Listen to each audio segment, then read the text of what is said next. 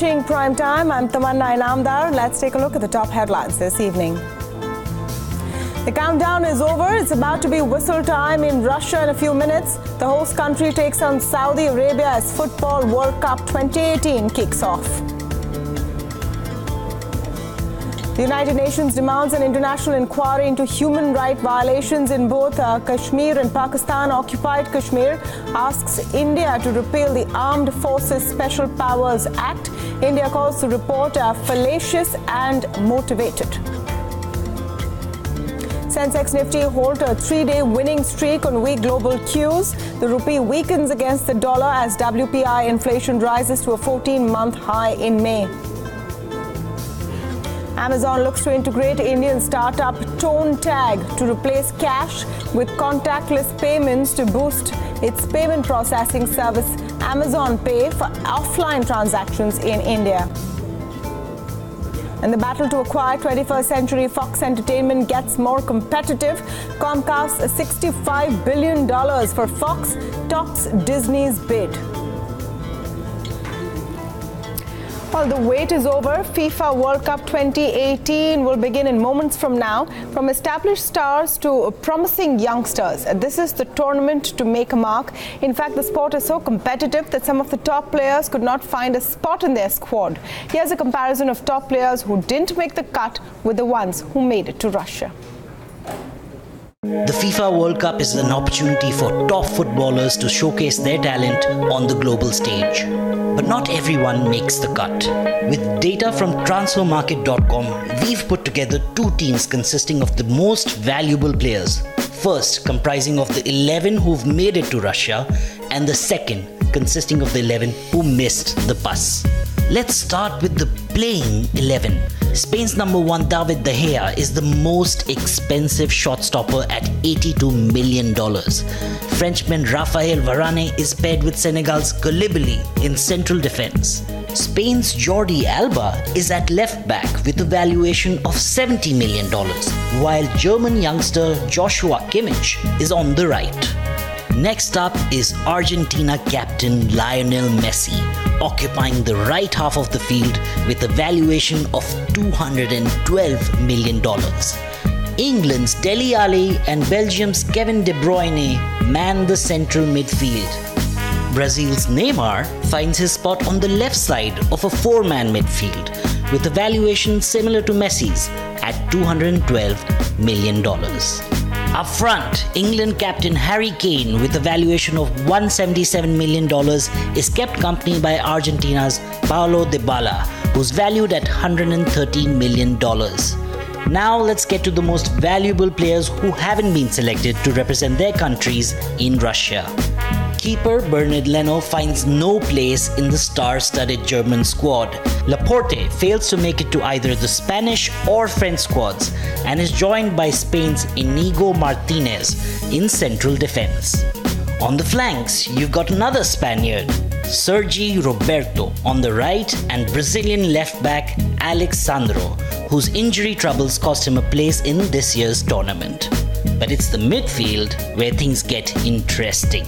Leroy Sané, the most highly valued German player, was left out of the national team, despite his strong performance at Manchester City. Belgian powerhouse Raja Nainggolan was another surprise exclusion, given his strong campaign for Roma. French central midfielder Adrien Rabiot also fails to make the trip to Russia. Brazilian winger Malcolm, who's valued at $54 million, wraps up the star-studded midfield. And finally to the strikers who missed out.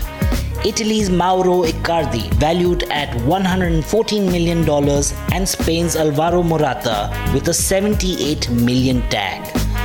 All in all, the playing 11 in Russia have a combined value of $1.4 billion, while those missing the cut have a total value of $740 million. The United Nations has demanded an international inquiry into the human rights violations in both Kashmir and Pakistan-occupied Kashmir.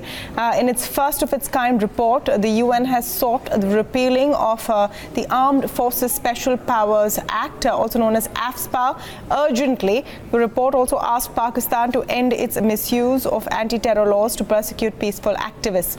The United Nations report has not gone down well with India. The government has responded strongly, calling the report fallacious, tendentious and motivated. The Ministry of External Affairs also said that the report violates India's sovereignty and territorial integrity. The Congress also supported the government stand and dismissed the UN report on human rights violation in Jammu and Kashmir.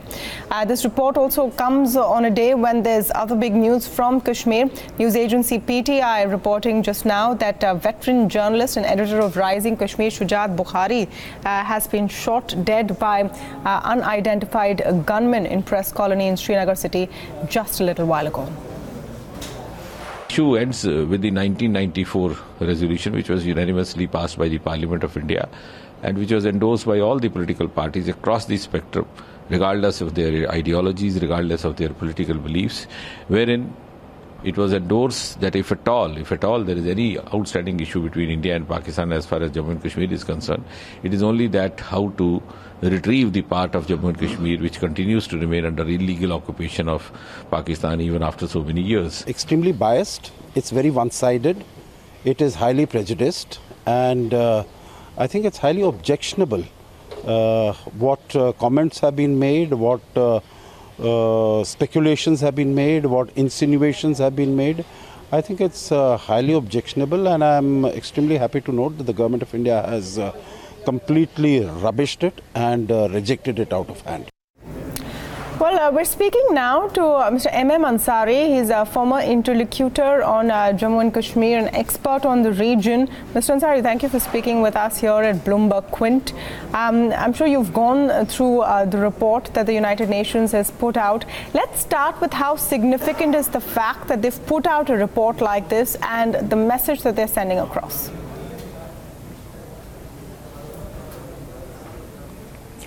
Well, as I see it, the report is very important because the UN Human Rights Council has the responsibility to oversee whether or not there are cases of human rights violation. And since India and Pakistan are signatories of this exercise, and therefore the UN is concerned about it. But as far as the points raised by the report about the human rights violation on both the sides of LOC, I see there is nothing new that has come out to be, because we have been talking about it, and the media has also been highlighting about all these violations. And there are a number of committees and the commissions which have been constituted within India, and we have talked about removal of AFSPA, we have talked about withdrawal of PSA, largely on the ground that India is a vibrant democratic country, and it doesn't go well with this country to have human rights, have some such draconian laws imposed for such a long period. I mean, it would have been acceptable if it was for a shorter period, but it has now prolonged, and therefore the democracy and the imposition of draconian laws, as a result of which we see a large number of human violations, whether it is because of the internal uprising or because of the Pakistan-provoked firings in the whole region. The question remains, however, that large number of people on both the sides have been suffering. The people in and around the LOC, they have been moved to some other places. They are living in tents. Lakhs of people are affected. And within Kashmir, while we have been interacting with large number of people, there are cases of missing persons, there are cases of half widows, there are cases of those who have suffered because of the pellet guns and all that. So there are losses of life among both the civilians as well as the security forces. This report there is therefore clear case of human rights violation. Sure. This report specifically talks about a period between 2016 and this report specifically talks about a period between 2016 and 2018, starting from the killing of Burhan Wani.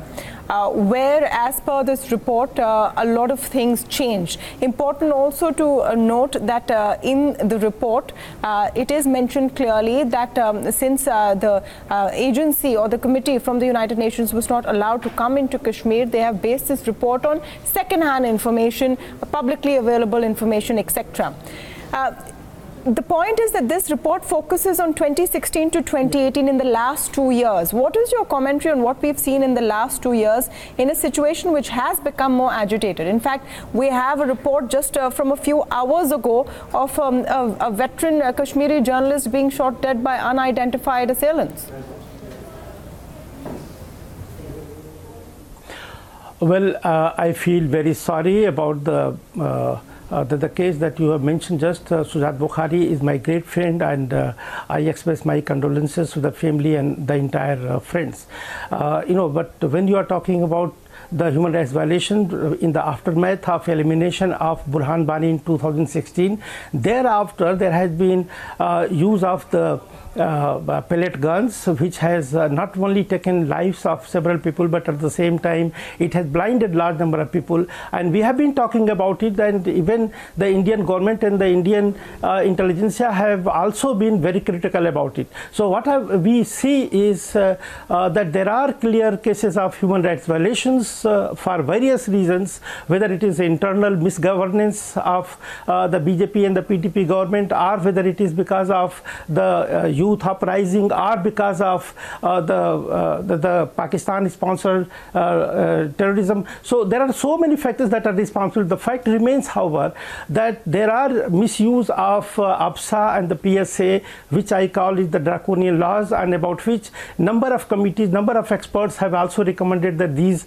need to be phased out and rolled back, because these have no places. So there are clearly, I mean, it is well established that there are violations of the cases which need to be looked into. And as far as the recommendation of this UN Commission, it is well that the India may or may not allow the international community to come and investigate, but we ourselves can undertake an exercise and see to it how far they have been justified, or how far they have presented any malicious report to change the narrative in India. So I think we need to be much more fairer, more objective, more to the point, and there are ways to deal with such issues rather than demolishing an exercise that has been done by an international community. That need to be looked into very seriously, very critically, and if somewhere if we have gone wrong, we need to rectify ourselves, because we are one of the greatest democracy, and the democracy requires that we need to speak to, we need to talk to our own people and resolve all the kind of differences that we may have. Mr. Ansari, I think, you know, 1 minute. I think what has rankled as well is among the recommendations from the United Nations is one about self-determination of the people of Kashmir. They've written that as the last point as their recommendations to both India and Pakistan. You've no doubt seen the Indian response, which is a very strongly worded statement. What do you make of the response and of the fact that the United Nations has gone into territory which is publicly one of discord and the differences of opinion between India and Pakistan for the last several decades? This is stated position of India. The stated position of India is also the fact that Kashmir is a political issue that is need to be resolved politically, and at the same time we have agreed under the Shimla agreement way back in '72 that all the differences will be resolved through the negotiation with Pakistan. Unfortunately, not much headway has been made, but the fact remains that we do recognize that it is a political issue that needs to be resolved politically through negotiation, through dialogue. And as far as the problems within within the Kashmir is concerned, as you know, that we have a special provision under which Kashmir is governed, that is Article 370 of the Constitution, and there are cases about the erosion of autonomy of the Kashmir also. So that also raises the issue. And at the same time, I may also point out that the reason why large number of people in Kashmir are unsatisfied is that there is understanding between the ruling parties, that is the BJP and the PDP, and they have agenda of alliance, and unfortunately that agenda of alliance has not been implemented in letter and spirit, which is why large number of people are unhappy about it. And at the same time, I may also point out that you are aware that the BJP and the PDP both were ideologically very different, and after the elections they joined hands. So we see that there is some dilemma within the Kashmir, that while the parties which were opposed to each other, they came together and they also agreed to do certain things in terms of development and also resolution of problems through political dialogue, and that has not been happening. Recently the government has been saying that the government of India will reach out to Pakistan, the government of India will also reach out to the separatist leaders, but unfortunately nothing has been happening. Even though we have gone for ceasefire during the Ramzan, and also there is agreement between the DGMO to maintain the ceasefire of 2003 at the LOC level, but unfortunately that is also not maintained. And while the India alleges Pakistan is doing it, but at the same time Pakistan alleges India is doing it, and therefore the larger community really gets confused, and ultimately it is our security forces who are losing their life, it is the civilians who are losing life, and it is they who have not been getting what they should be getting, and therefore the case of human rights violation.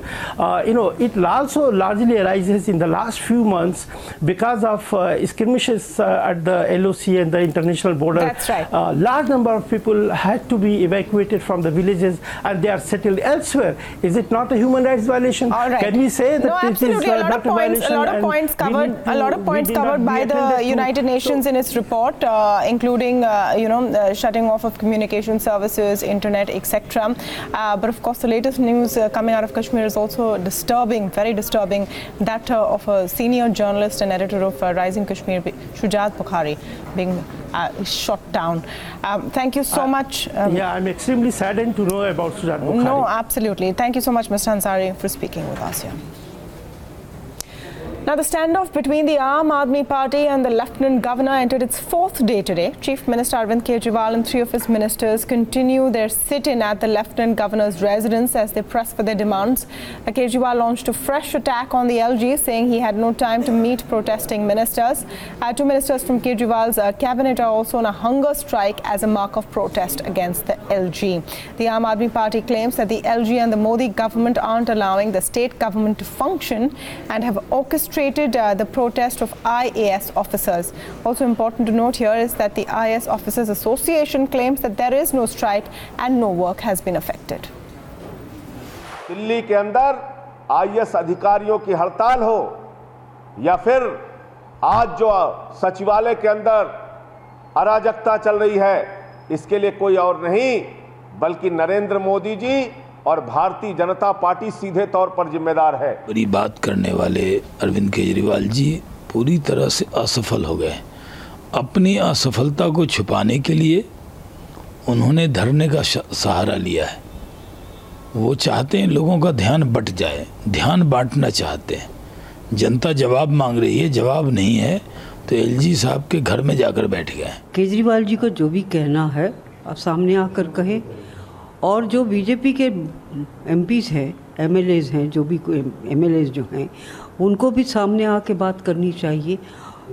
Lieutenant governor हैं, उनके पास के लिए request करें, meeting करें। एक तौर और तरीका होता है वार्तालाप का और काम करने का, ये कोई तरीका नहीं है। ये तो मैं कहती हूँ एक तरह से समझिए लॉ एंड ऑर्डर को तोड़ना है। Amazon wants to pilot contactless payments to boost its payment processing service Amazon Pay for offline transactions in India, according to sources. Nishant Sharma tells us how Amazon plans to push its service in the crowded payments service space. Well, Amazon has led an investment of about 43 crores in a Bangalore-based payment startup, ToneTag. The round also saw participation for other investors such as MasterCard, Mohandas Pies, 314 Capital, and other existing investors. Amazon individually has put in about 32 crores in the startup. That's according to the filings made to the register of companies. Now, what's in it for Amazon really? Amazon has been trying to build and expand use case for its payments platform, Amazon Pay, and want more and more user to use Amazon Pay for regular transaction or regular purchase on the Amazon platform, and also for other offline or online transaction as well. And that brings us to what really does ToneTag do. Now, ToneTag enables a regular banking app or a wallet to make sound-based contactless transaction on point-of-sale terminal, ATM machines, and even they have their own offline retail pod. Think of it, if you have an Amazon Pay wallet and if you go to a restaurant for a dinner, you can't really make an offline transaction if you have an Amazon Pay wallet. But if it's powered by ToneTag, all you have to do is open your Amazon Pay wallet, bring it closer to the point of sale terminal that is powered by ToneTag, enter the amount, and the payment is done. So Amazon really wants to replace the offline transaction with this seamless contactless sound-based payments method. Now, according to people familiar with the development, this pilot is going to go live, will roll out in the coming 2 to 3 months, and most likely Prime customers in India will be the first one to get this pilot, get the access to this pilot. Now, the battle to acquire 21st Century Fox Entertainment gets more competitive. Comcast, $65 billion for Fox, tops Disney's bid. Paul Sweeney of Bloomberg Intelligence tells us if Comcast has outfoxed Disney in this race. Well, I think the Walt Disney Company is going to have to raise its bid. I think they're going to have to get very close to, if not above, the Comcast bid. Because at the end of the day, it does come down to price. But also there's the aspect of, which does Rupert Murdoch and the Murdoch family, what do they prefer? Do they prefer cash now and the tax liability associated with that? Or do they prefer to own stock in the pro forma combined company going forward? We think they absolutely want to be long-term investors in this combined company. And I believe that they prefer the Disney-Fox combination. I think they believe that that is a superior company going forward. And if they're going to be a shareholder in this combined company, they prefer it to be with Disney. Now, General Motors has named a woman as its CFO for the first time ever. India-born Divya Suryadevara, who is just 39 years old, will take charge as the CFO from 1st of September.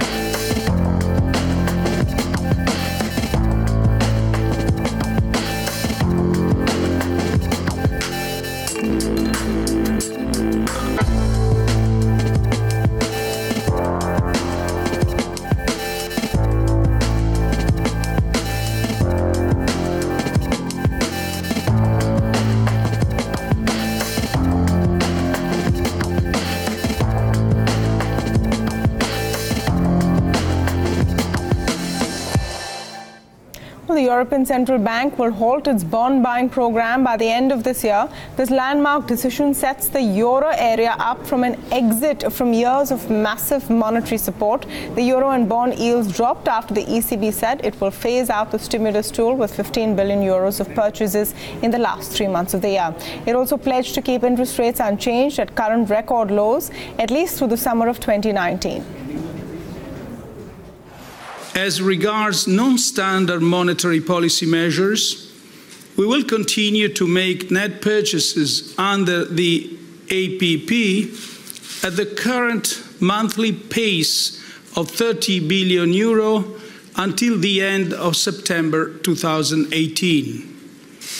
We anticipate that after September 2018, subject to incoming data confirming our medium-term inflation outlook, we will reduce the monthly pace of the net asset purchases to 15 billion euro until the end of December 2018, and then end net purchases.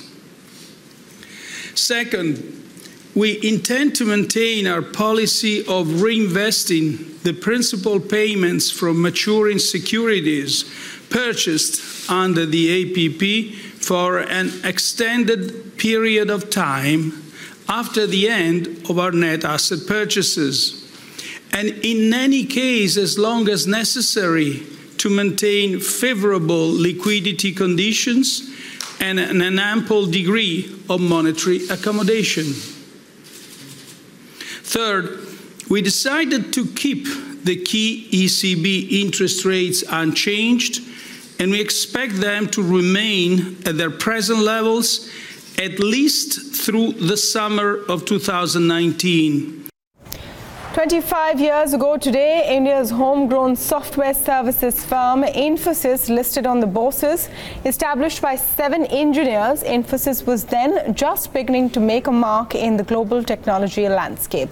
25 years later, it is the second largest IT company in India by market cap and one of the most watched and traded stocks in the equity markets. Agam Vakil has put together Infosys' journey since listing.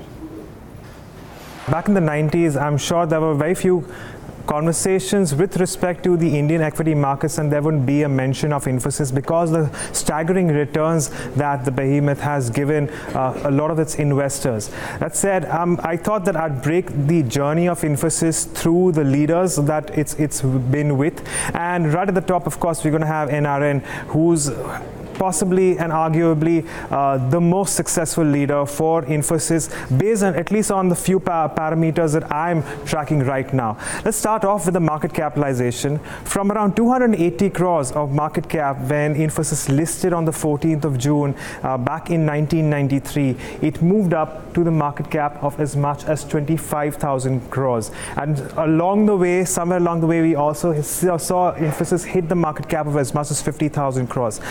Under Narayan Murthy, when it comes to revenues, to staggering growth coming through, in fact 73% CAGR in that 7-year term coming on from 55 crores back in March 1995 to as much as 2,600 crores.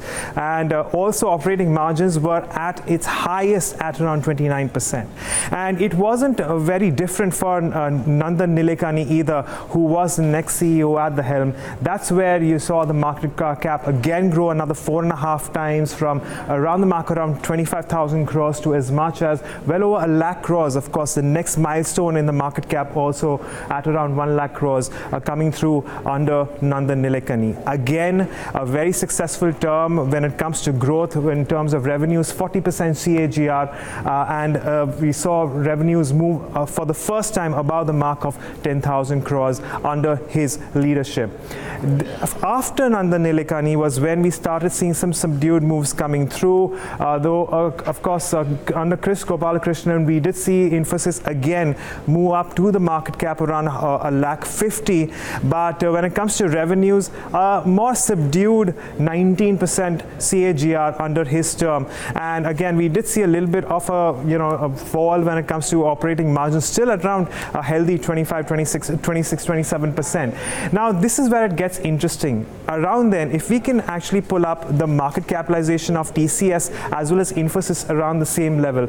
As you can see, back then when TCS listed, TCS and Infosys moved largely in tandem. It was only in early 2008 that TCS's market cap went well below and prominently below that of Infosys. And since the early of 2010, TCS has, convincingly moved much higher than Infosys, and then since hasn't looked back. There are a few reasons behind it. Of course, TCS's staggering growth after 2010 and beating that of Infosys. Of course, Infosys was also going through some internal challenges, but this tells you a story about how there has been a divergence in trend in growth for Infosys as well as TCS, not only in terms of the market cap but also in terms of revenues. That said, coming down to your revenues growth in terms of so you have Shibulal, and that's where you see once again your market cap move up to around 2 lakh crores for Infosys. This is when we genuinely saw some subdued and slackness coming in growth. So when it comes to the CAGR in terms of revenues under Shibulal for Infosys, which stands at roughly around 13%, and you should have that plate again. Okay, there you have it, 11%. TCS in comparison, their CAGR in the same period was 30%. So that's where you see that divergence between Infosys and TCS, with internal struggles in Infosys as well. And after Shibulal, of course, we had Vishal Sikka, where once again Infi did hit that next market capitalization milestone, but in terms of growth, your CAGR came down to below double digits at around 7%, even as TCS in comparison showed us a 13% CAGR in the same period. And this was the first time around when the operating margins for Infosys fell below the mark of around 25%, and it's been struggling ever since. Well, Salil Parekh has a lot to do, a lot of responsibility to carry out the transformation in Infosys. Of course, while we did see revenues with subdued growth of around as much as 70,000 crores in FY18, he is projecting about a 6 to 8% growth. Of course, this is in single digits, much lower than a lot of their Infosys peers as well, and margins guided at 22 to 24%, perhaps the lowest that Infosys has seen. A lot of responsibility on the shoulders of Salil Parekh, and we're going to have to wait and watch whether or not Infosys actually manages to take part in the next leg in the technology revolution through digital services. So let us understand what Mr. Nilekani has done. Has he brought the founder magic as such back to the company? No, I think the founders have left systems and values in the company so deeply entrenched at various levels that he doesn't have to recreate any of them. I think there was issue at the board level at Infosys, and I think which needed fixing. The board needed better leadership primarily. And I think Nandan has brought that board level leadership. The board is still undergoing some changes. And second, I think Mr. Murthy had nothing against Mr. Sikka as much as against the board. As I wrote in that article, that it is the job of the CEO to be enterprising. Sometimes he'll make mistake, he will overreach, etc. But the board cannot just eat out of his hand or her hand. So the board fails to do that if the board is not educated, board is not hardworking, etc., etc. I think that was the issue. So I think the founders will not be long enough, how much soever, I wish that, they be here forever. They won't be here, so the company will have to learn, and the company has enough of their legacy, enough and more of their legacy to really build on. And I hope that Nandan is there long enough to rule out the need for any such further intervention.